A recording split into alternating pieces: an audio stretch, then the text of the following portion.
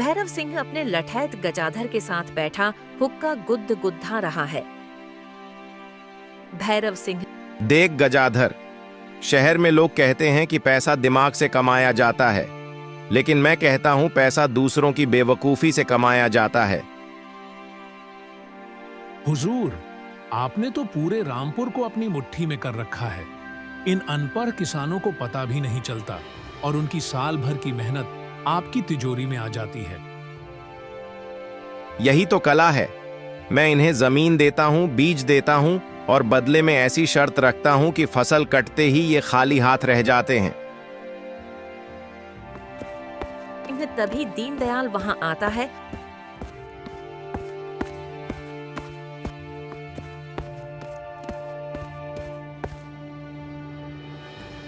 और हाथ जोड़कर खद्धा हो जाता है। मालिक, राम राम। मेरी बेटी राधा शहर से आ गई है। अब उसके खर्चे और घर की जरूरतें बढ़ गई हैं। मुझे 1 बीघा जमीन बटाई ठेके पर दे दीजिए। आओ दीनदयाल, जरूर देंगे, लेकिन मेरी शर्त पुरानी और पक्की है। फसल का आधा हिस्सा मेरा, आधा तुम्हारा। जी मालिक, मंजूर है।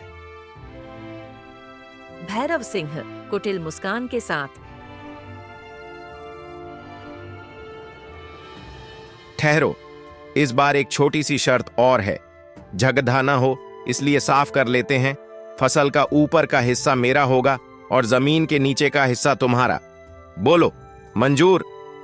दीनदयाल भोलेपन में, जी सरकार, जैसा आप कहें।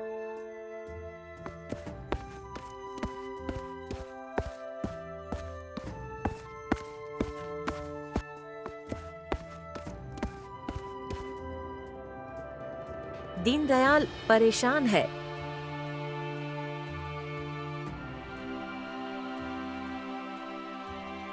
राधा वहां आती है।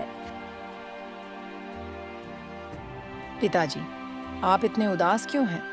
क्या जमींदार ने जमीन देने से मना कर दिया?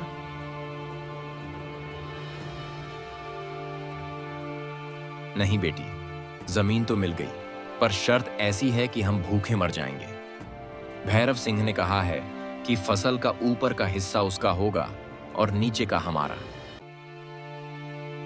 राधा मुस्कुराते हुए,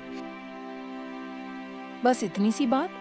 पिताजी, आप चिंता मत कीजिए। आप इस बार खेत में गेहूं या धान नहीं, बल्कि आलू बोएंगे।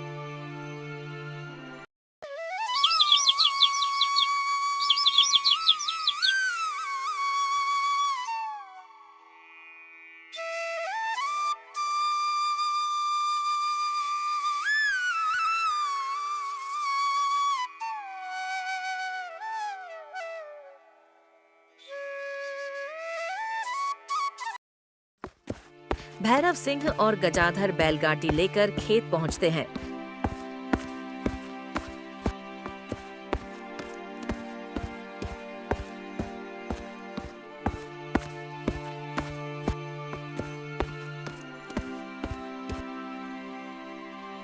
भैरव सिंह, लाओ दीनदयाल, शर्त के मुताबिक मेरा हिस्सा निकालो। लाओ सारा अनाज। राधा आगे बढ़कर,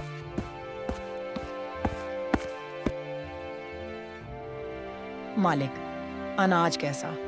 आपने तो कहा था कि ऊपर का हिस्सा आपका होगा।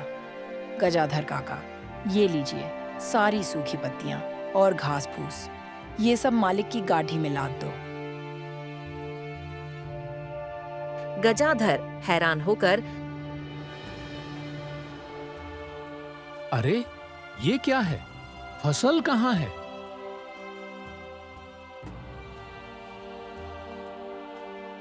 फसल तो जमीन के नीचे है मालिक। हमने आलू उगाए हैं। शर्त के हिसाब से नीचे का हिस्सा हमारा है, सो आलू हम घर ले जा रहे हैं। भैरव सिंह गुस्से में, तुमने मेरे साथ चालाकी की है लड्डकी। अगली बार देखूंगा तुझे। राधा फिर से हवेली जाती है।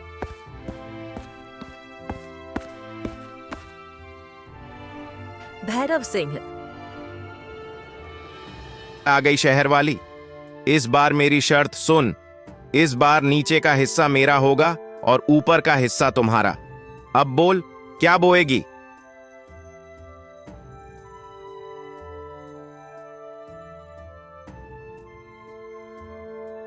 मालिक, हमें आपकी शर्त मंजूर है।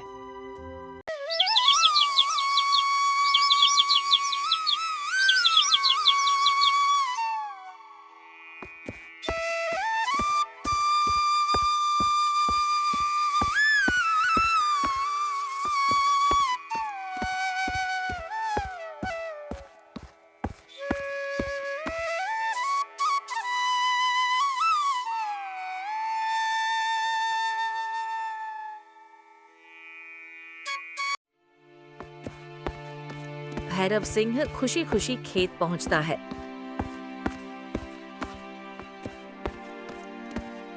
भैरव सिंह। गजाधर, आज तो मजा आ जाएगा। इस बार इसने पक्का आलू बोया होगा और नीचे का सारा माल मेरा होगा।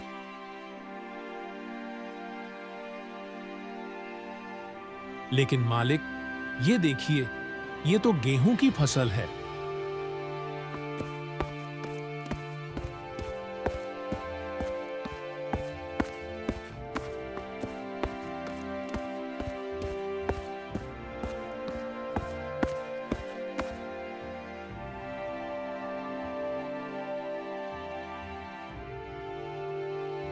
प्रणाम मालिक। आइए, अपना हिस्सा ले जाइए। आपने कहा था नीचे का हिस्सा आपका होगा, तो ये लीजिए, गेहूं की जड्ढें और मिट्टी, ऊपर की सारी बालियां और अनाज हमारा है।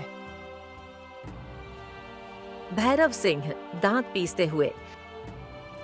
तू बहुत तेज है। ठीक है, आखिरी बार जमीन दूंगा। इस बार ऊपर का हिस्सा भी मेरा, नीचे का हिस्सा भी मेरा और बीच का हिस्सा तेरा। अब दिखा अपनी अक्ल।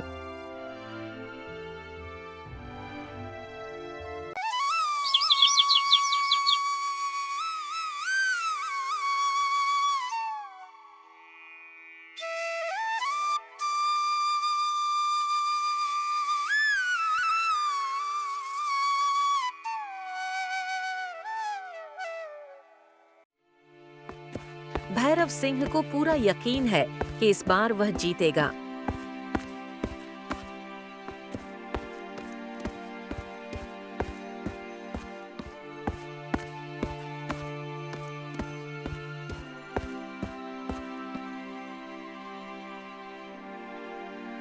वह खेत पहुंचता है और देखता है कि चारों तरफ ऊंचे ऊंचे गन्ने खड्डे हैं।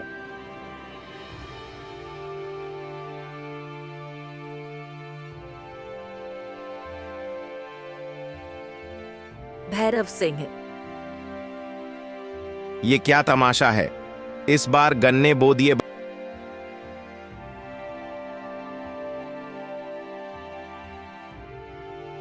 हाँ मालिक, शर्त याद है ना? ऊपर की पत्तियां अगला आपकी, नीचे की जड्ढें आपकी और बीच का रसीला गन्ना वो हमारा।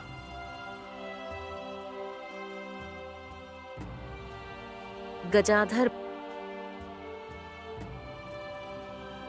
मालिक, ये लड्ढकी तो साक्षात कानून की किताब है। इसने तो आपको कहीं का नहीं छोड़ा। भैरव सिंह सिर पकड़ डचकर बैठ जाता है। ये बस कर बेटी, आज मेरी आंखें खुल गई हैं। मैं समझता था कि मैं ताकत और धोखे से जीत सकता हूं, लेकिन तेरी मेहनत और समझदारी ने मुझे हरा दिया।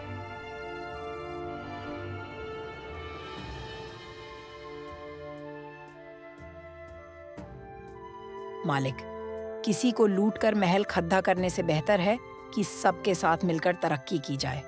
किसान खुशहाल होगा तभी तो गांव खुशहाल होगा।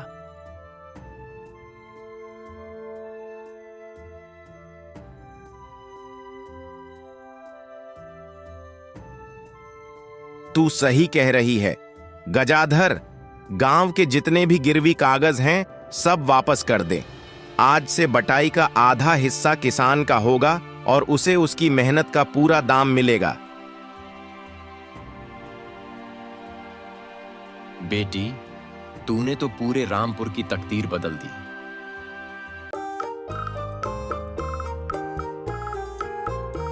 सीख, शिक्षा और समझदारी से बढ़ी बुराई को हराया जा सकता है।